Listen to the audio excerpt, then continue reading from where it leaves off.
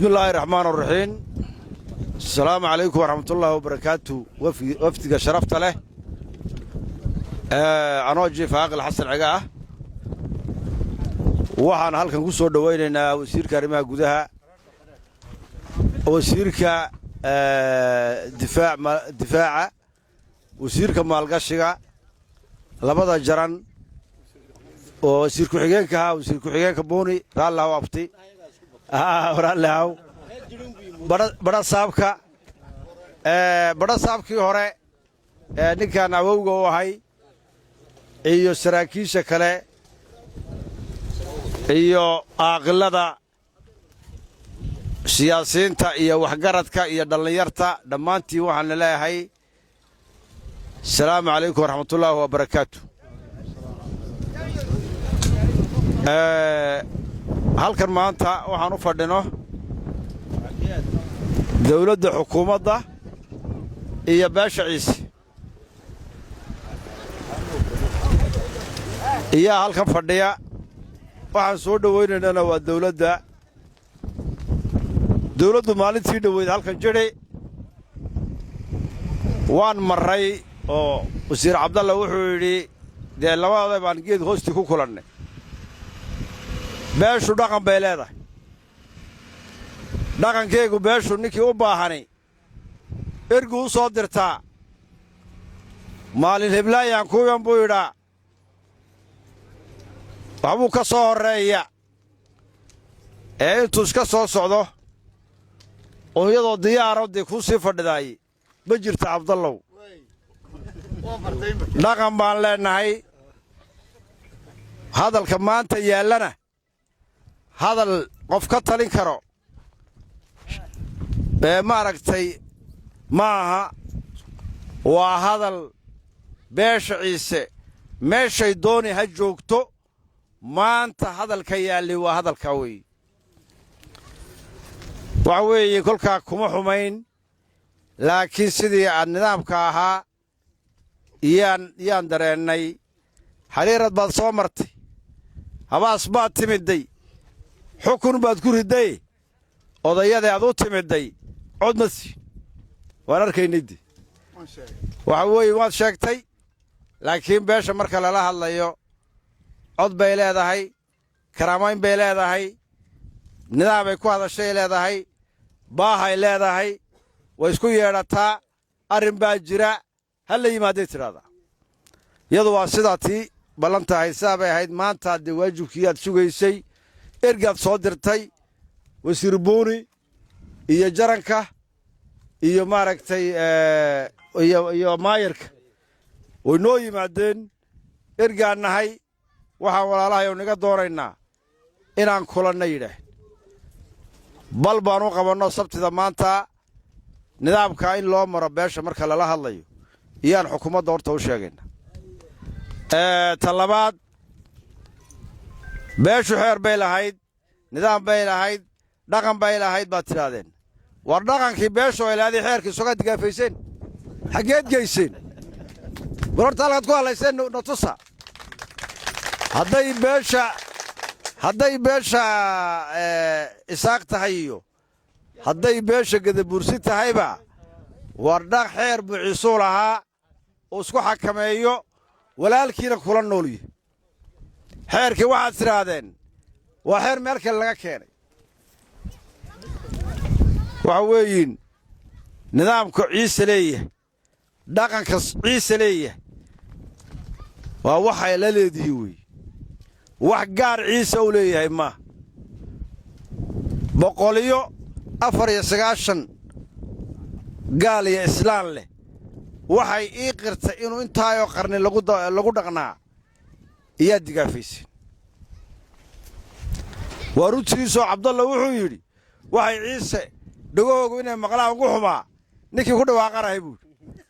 horta haddaad noo marag furta waa kaaga mahad celinaynaa waan kaaga mahad celinaynaa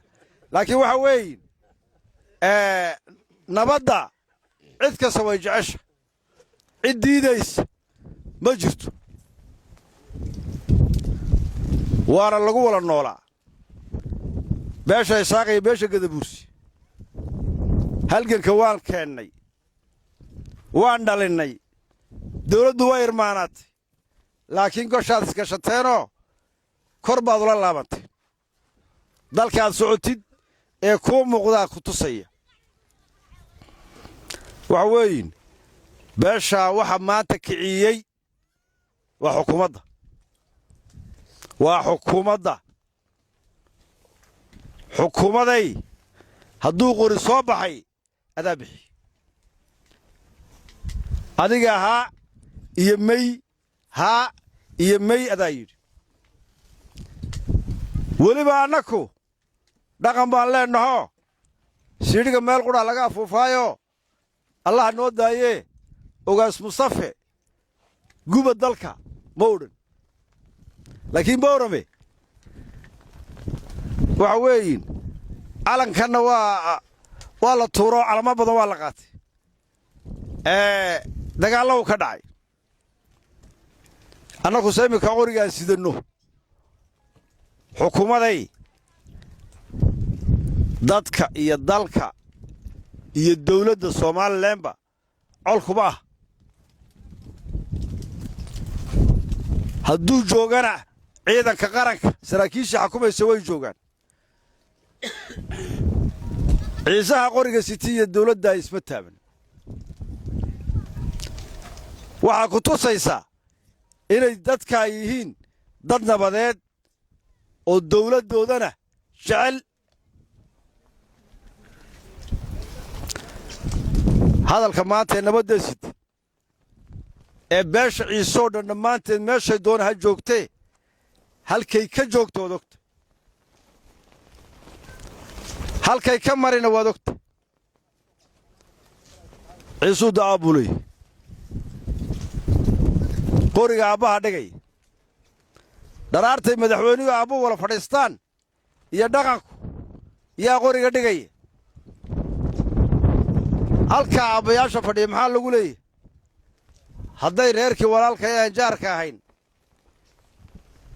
ay shalay yidhaaheen nabad baan doonaynaa qoriga waan dhignay war dee adugu saylac baad ku socotay oo xaruntii ciisaa anugu qoriga aan sitay bowrama kuma socon wallaahi aan ku socon run baan sheegaynaa aduse waxaad tidhi saylac baanu sitaa muftaaxiina waan soo qufishay deegaankii baan joogaa anuma dhaafin yadaa weerar ahayd dii nabad laga helay ay nabad sheegtay deegaankayga walaalkayaa ku ekaado war aniguna deegaankaygii baan ku ekahay tallaaba dhaafi maayo waa dawladda halkaa waxaa ciise gaadhsiiyey gadh ilaa gadh waad garanaysiin dee haddaad leedihiin xukuumaday ciise somalilan ma degganee war muurkii baan dhiin keennaye guura hadallada waxaan maqallaa etoobiyaa laga yimid jabuutaa laga yimid xaggan baa laga yimid war ciise dhaqan quruu leeyahy ma weerar cid kuma duulo wuu isxakameeyaa 34 sanana hadduu cadhoonayo quri qaadanayo uu iska dullaabnaayo ciiddiisaa buu laabnaa ma diidin calanka dawladda ma diidin caaqibo badanna uu leeyahay waxaan xukuumadda ka doonaynaa annaka waxaana saaran xabad joojin waxaan kuu ballan qaadaynaa xabad inuu qorigaa ka dhahay waxaan kuu ballan qaadaynaa inaan weerar gelin laakiin maxaa looga fadhiyaa xukuumadda wixii halkaa ciise gaadhsiiyey inay gasho uma taalla gadabuursi waxay u taallaa xukuumadda annaku waxaan qabnaa inay xukuumadduna dishay inay xeerkaa maanta aad sheegaysiina digaafaysi oo xeer meel dheeroo meel kale laga keenaya warkaay aduu danku u ahaa nabadduu hayey kala dambayntuu hayey gaashaan walaalkaayu labadiina reer ba u ahaa cadow kuma ahayn waxaan iminkana leennahay xabad joojinta iyo nabadda waa nila qaadan waa noowla dan laakiin inta la daweynayo ee hawsha la galayo halka aan joogaya tallaabo hor u qaadi maayo walaalkay hadduu nabadda qaatana xabad ku ridi maayo ciidanka dawladda iyo dawladdana kuma riday anaa jecel nabadda beesha ciisaa jecel war wixii halkaa ka dhacay dharaarta la daweeyo ee la keeno ee hawsheeda la galo awal ma sidin walaalahayna ku duulan ma sidin ciise wareerka ugu biilaya Soomaali dhamaanteed sayli hadduu ka tago ilaa koonaha kala dhex maro nin inuu sheeganay ma jiro nin abaal u sheeganaysa uu jira oo abaal u taray waxa leenahay aabaya hadalka waa nagu badiyay anoo aabayaasha kale uga baxaya nabaddu waxay ku jirtaa dawladda gacanteeda Abdallah iyo madaxweynuhuna wixii ka dhacay waad ogtiin halka go'aankana ciise inta halka fadhiya male maanta waxa laga hadlayo beesha ciise weynaale boqorkeegaale gandaheegaale dhamaynteedana waxa looga fadhiyaa waxa la ka dhacay dawladda laakiin Abdallah waxaan kula qaadanaynaa wasiirka difaaska iyo ragga halka jooga wasiiradow ee buuni kamid yahay ninka macuudow naay ka mid yahay halka aan joogno inay ciidan dhaafin xabadna dhacayn annaka qaadayna ballanta nabadaana waan kula qaadanay xakamaynteeda iyo hawsheedu gogasho waxay u taalaayeen galayna gadabuursi ciise minka ma waxa la galayo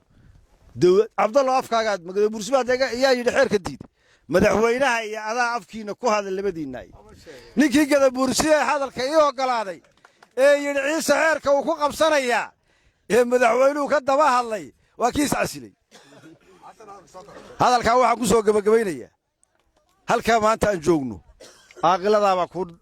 beenal qaadaya inuu ciidanka ciise dhaafin inuuna xabad ridin annakii saraakiishana horeba iskuma gaadhin imikana isgaadhin mayno